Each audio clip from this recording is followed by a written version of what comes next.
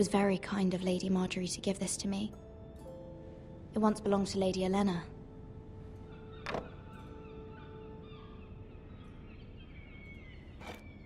Ethan made this for me.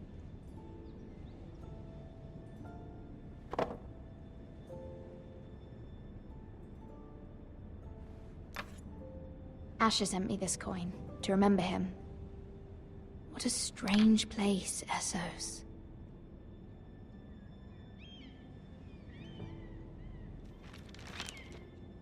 Father, much excitement here in King's Landing for the coming wedding. Lady Marjorie has proven to be quite popular throughout the city. I do wish you and Mother could come, although I know it would be impossible under the circumstances. I miss all of you, and I look forward to the day you can.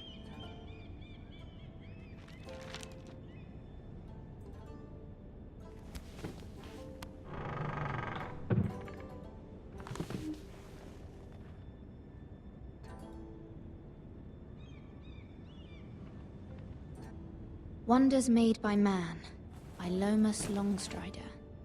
A gift from Roderick. I hope to see them all someday.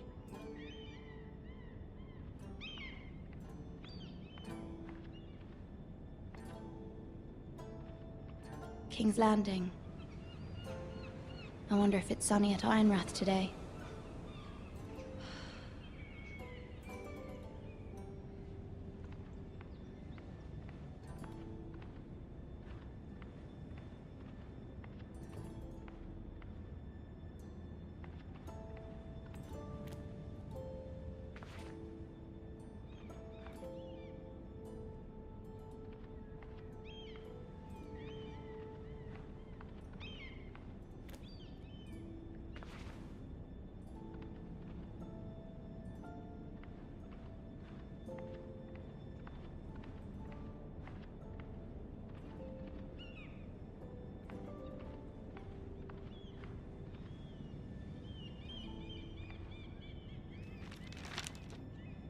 It troubles me to even ask this of you, but you must appeal to Lady Marjorie to intervene on our behalf. She is our best hope, and can be a powerful ally, especially now when your family so desperately needs her help.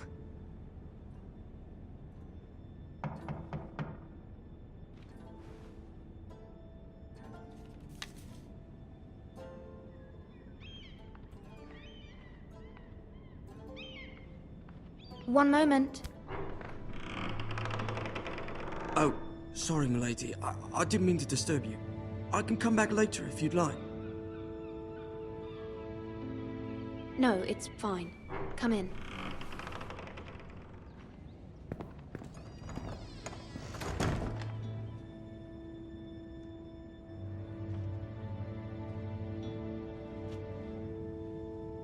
Begging your pardon, milady, but you all right? If you don't mind my asking, you seem rather upset. I'm fine, thank you. Of course, milady. Please hurry if you can. Lady Marjorie will be here any minute. Of course, milady. You work for Lady Marjorie? I may be wrong, but it seems like you do. I'm her handmaiden. That's what I thought. I've seen you with her before. You seem like good friends. I saw Lady Marjorie just this morning, outside the Royal Sept, talking to Queen Cersei. Cersei?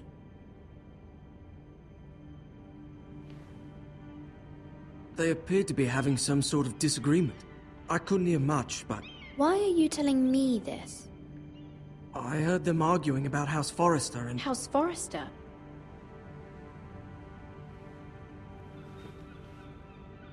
I thought you'd like to know. Forgive me if I was mistaken. I hope you're not in any kind of trouble. Most people don't tend to notice a call boy. Not in King's Landing, with so many lords and ladies about. You see and hear all sorts of things when people don't even know you're there. Good night, milady.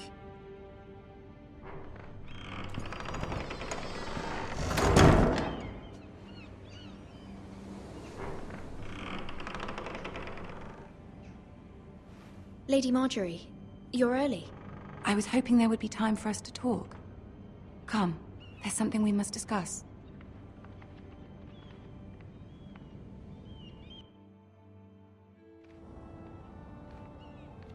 From the day you arrived in Highgarden, I've thought of you more as a friend than as my handmaiden.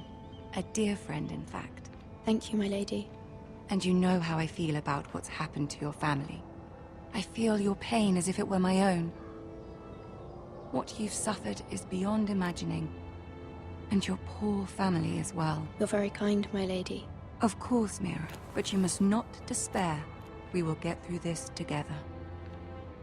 You must understand there are limits to what I can say, especially here in King's Landing, now that I am to be queen. To have a handmaiden from the north whose family fought for Robb Stark. It raises questions at a time I can least afford. Cersei herself cornered me this morning outside the Royal Sept. She mentioned the northern girl in my service, and she painted you a traitor. She was very pleased with herself. What does she intend to do? She intends to make you miserable, knowing that will make me miserable as well. She demands an audience. She wants an apology of some sort, for what I don't know, but she's waiting for us now, and I promised I would bring you to her. I wouldn't ask this of you if it were not important. I cannot afford any conflict with Cersei with the wedding so near. I'll do as you ask, my lady. I knew I could trust you. Humor her. Tell her what she wants to hear. See if the Queen Regent is ready to receive us.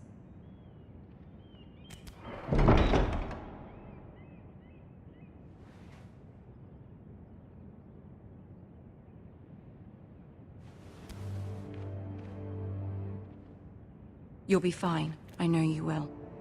You may feel one thing, but you must say another.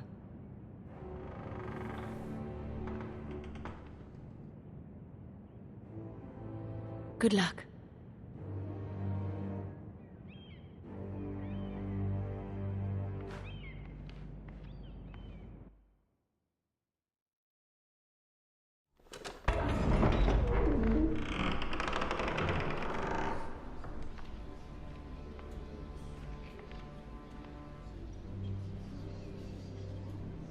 You can do this.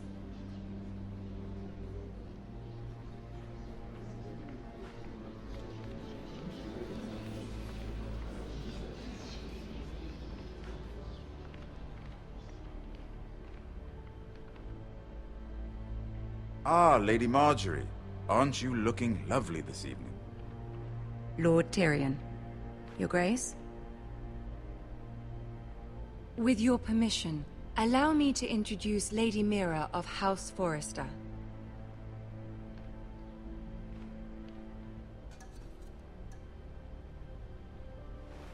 Your Grace. The girl knows her courtesies. Impressive. You may rise. House Forrester is a northern house loyal to the king. Are they? I beg your pardon, Your Grace. I wasn't talking to you. I want to hear from the girl. Is your family loyal to the king? Perhaps you should ask the new Lord Forrester. He's not here, is he? She is. Joffrey is the one true king, Your Grace. And yet... For centuries, the Forresters have been loyal bannermen to House Stark. A house of traitors. Yes, Your Grace. They are traitors. The Starks were your liege lord, yet you name them traitors so easily. I take it this is the kind of loyalty the king can expect from you. If you have any loyalty at all. Is your house willing to swear fealty to your new liege lord, Roose Bolton? He is the Warden of the North, Your Grace. He is. And I the Queen Regent, and Tyrion the Master of Coin. The girl has a remarkable talent for answering questions while in fact saying nothing at all. Old allegiances are not easily abandoned. But now that the war is over, we must look to rebuild and forge new alliances. There are ships and shields to be built, and Joffrey will need a steady supply of ironwood for his armies. I'm told there are others who would happily serve that purpose, but I trust we can rely on House Forrester. Forrester Ironwood does seem rather unique. Yes, Your Grace. It would be a shame to see it fall into the hands of another house. I imagine you'd do almost anything to prevent that from happening, wouldn't you? Ask any Lannister, and they'd do whatever was necessary to save Casterly Rock. It would be unfortunate to see another house lay claim to what's yours. Yes, Your Grace. I would do anything. I see. What would you have the girl do, Cersei? It's not as if she fought beside the Starks, wielding a battle axe for the Northern Army. It raises an interesting question, I suppose. Can we truly blame those who end up on the wrong side of the war? Our dear Marjorie here was betrothed to Renly Baratheon on the false assumption that he would one day rule the Seven Kingdoms. Can we fault her for her mistake? Should she be held accountable? She was just following her heart, Your Grace. And the very same heart so quickly led her to my son. If there's a point to this, I hope you find it quickly. Loyalty can be such a hard thing to define. This city alone is filled with all sorts of ambitious opportunists looking to reinvent themselves, pretending to be something they're not. Who knows what lurks within their hearts? You are a girl from the north, here in service to Lady Marjorie. One can only assume her interests are yours. Yet loyalty to a king, that must be absolute, beyond question. And if your loyalties were to become conflicted between your king and the very person whom you serve, what would you do then? I'm sure she would... Let the would... girl answer the question. I would be true to the king, Your Grace. Well said. I was beginning to worry you didn't have your priorities straight. She is a threat to the crown, isn't she? The most dangerous handmaiden in all of King's Landing. My sense is this girl will say almost anything to get what she wants. Which is not very encouraging. I'd like a word with you, if I may. Of course, Your Grace.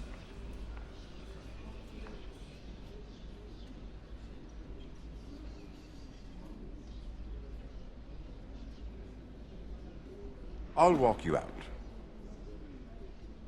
This may come as a surprise, but I met your father once, at the tourney at Lannisport.